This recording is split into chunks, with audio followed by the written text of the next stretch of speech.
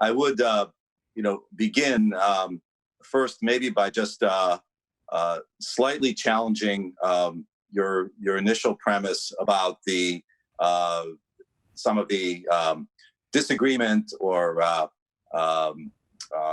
internal factionalism or divisiveness within the Jewish community as somehow symptomatic of a rise in anti-Semitism. I actually would not agree with that premise, but I would argue that that we are seeing globally and certainly manifesting here in the United States in recent years a growing incivility, a shedding of certain filters and safeguards against extremists or bigots acting out their most innermost evil, hateful, destructive thoughts.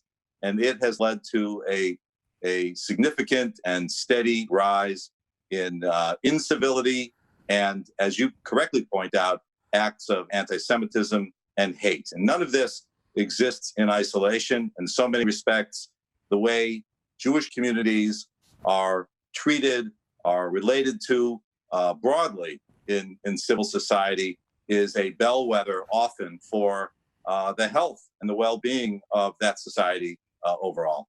So with that, I want to turn to you, Dr. Laitman.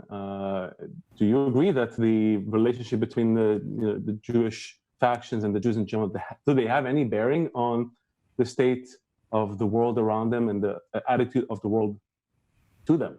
What I claim is that there is a call of in our time, a specific unique process that's happening that causes the rise of anti-Semitism, and it will continue to rise, and that happens in tandem with a general global crisis that the world is undergoing, and it even has to do with the natural phenomena that we're seeing in the surrounding ecosystem.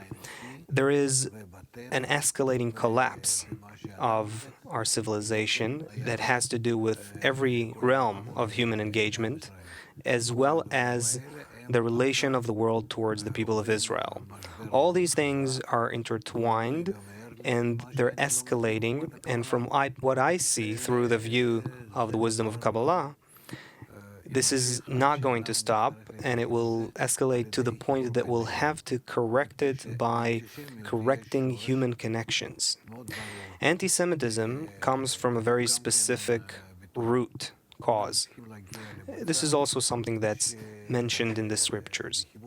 We have to come to a point where our connections also exemplify or lay down the path for the connection of the whole of humanity. And by that, we can bring a lot of crises to a stop. And that even includes our influence on the surrounding nature, the natural system. And so, whether it happens in a better way or in a worse way, we're going to have to improve our connection, as we were familiar with the concept of love thy friend as thyself. And the Jewish people will have to do this. This is a dynamic that needs to be understood, and it's not something that we can actually escape. It is something that is right in front of us that we have to implement. The cause of anti-Semitism is because we are not carrying out this law of increasing connection. And as a result, there is increasing hatred towards the people of Israel because there is some deep-seated sense that we possess a key to this human connection. So it's not that I just want to say that, or anti-Semites are saying what they're saying. This is something that is embedded in nature, and this is the real dynamic that the Torah is talking about. So also from a simple research we can find evidence for that, and this is what Kabbalah explains in detail.